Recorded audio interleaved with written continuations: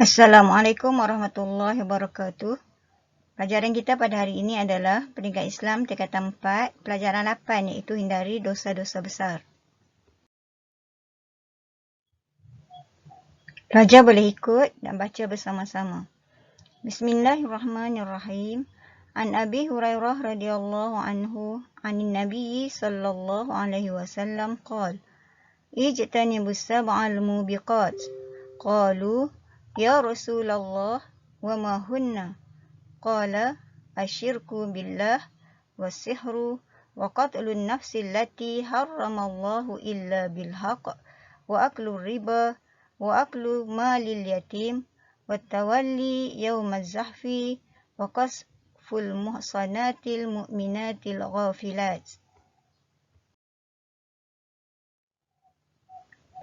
Mari kita lihat maksud hadis tersebut. Ijtanibus sab'al mubiqati, iaitu jauhilah 7 perkara yang merosakkan. Qalu ya Rasulullah wa ma hunna? Sahabat bertanya, wahai Rasulullah, apakah perkara itu? Qala asyirku billah wasihru. Baginda bersabda, syirik kepada Allah dan sihir. Wa qatlun nafsi allati harramallahu illa bilhaq, dan membunuh jiwa yang diharamkan oleh Allah kecuali dengan kebenaran. Wa aklu riba wa aklu malil yatim, dan makan riba dan makan harta anak yatim. Wa tawalli yaumaz zahfi, dan lari daripada medan peperangan. Wa qazful muhsanatil mu'minatil ghafilat, dan membuat tuduhan berzina terhadap wanita yang beriman yang suci dan terpelihara daripada maksiat. Hadis yang kita pelajari pada hari ini diriwayatkan oleh Abu Hurairah radhiyallahu anhu telah menceritakan terdapat 7 dosa besar yang wajib kita jauhi, iaitu yang pertama, syirik kepada Allah, kedua, sihir, ketiga, membunuh, keempat, makan riba, kelima, makan harta anak yatim, keenam, lari dari medan peperangan, dan ketujuh, menuduh perempuan yang beriman dan suci berzina, iaitu qazaf. Kita lihat satu persatu. Yang pertama, syirik. Syirik terbagi kepada 2, iaitu syirik jali dan syirik khafi. Syirik jali iaitu nyata, syirik khafi iaitu tersembunyi. Apakah yang dimaksudkan dengan syirik jali? Syirik jali adalah menyekutukan Allah dengan sesuatu pada zat, sifat dan af'al, yakni perbuatan. Contoh syirik jali seperti menyembah berhala, meyakini Nabi Isa sebagai anak Allah, meyakini alam dikuasai oleh selain daripada Allah Subhanahu Wa Taala. Kesan syirik jali adalah merosakkan akidah seseorang Muslim. Maksud syirik khafi pula adalah melakukan sesuatu amalan bukan bertujuan kerana Allah Subhanahu Wa Taala. Contoh syirik khafi pula seperti melakukan salat kerana mengharapkan pujian manusia, yakni riya. Merasa hebat dengan amalan sendiri, yakni ujub. Sombong dengan kelebihan duniawi yang dilakukan, iaitu takabur.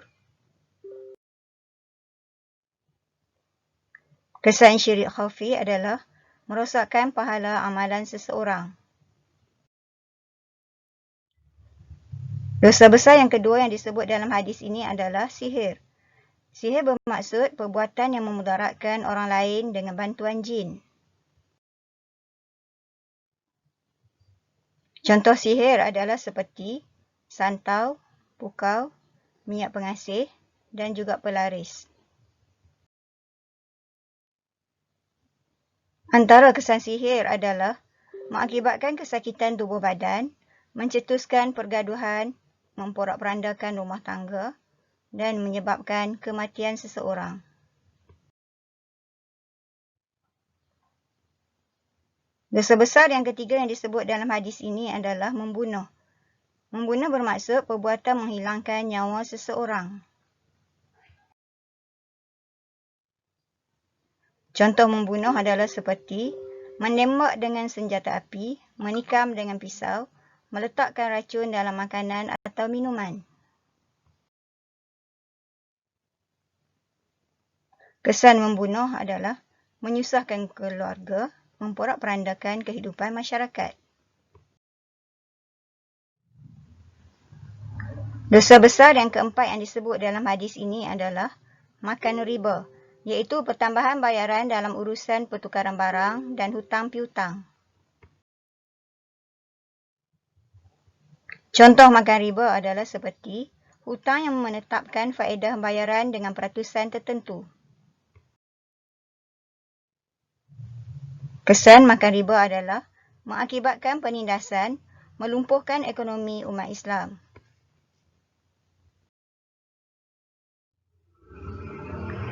Dosa besar yang kelima yang disebut dalam hadis ini adalah makan harta anak yatim, iaitu menggunakan harta anak yatim dengan cara yang tidak dibenarkan oleh syarak.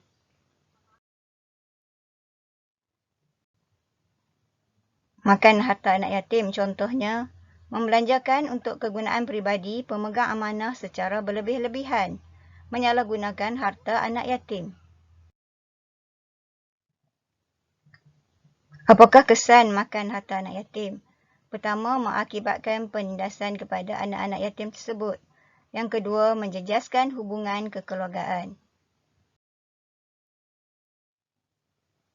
Dosa besar yang disebut dalam hadis ini yang keenam adalah lari dari medan perang.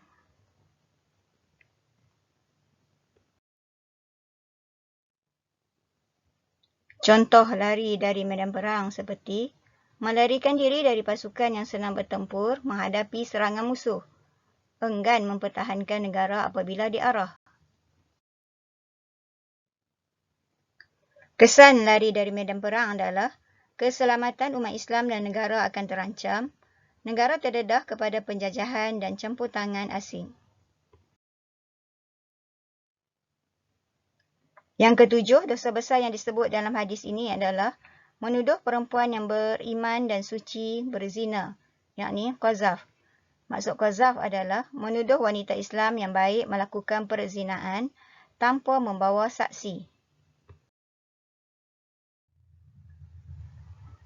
Contoh qazaf adalah seperti percakapan atau pertuduhan yang jelas seperti kamu telah berzina atau memanggil seseorang wanita wahai penzina. Kesan qazaf adalah menjatuhkan maruah, mencetuskan perbalahan antara satu sama lain. Pengajaran daripada hadis ini adalah kita hendaklah sentiasa memelihara diri daripada perbuatan syirik, kerana syirik boleh merosakkan akidah. Antara lain pengajaran hadis yang boleh diambil adalah kita hendaklah menghindarkan diri dari perbuatan membunuh kerana membunuh melanggar hak asasi manusia. Selain itu, pengajaran hadis yang boleh kita ambil adalah kita hendaklah mempertahankan keamanan negara supaya Islam dapat ditegakkan.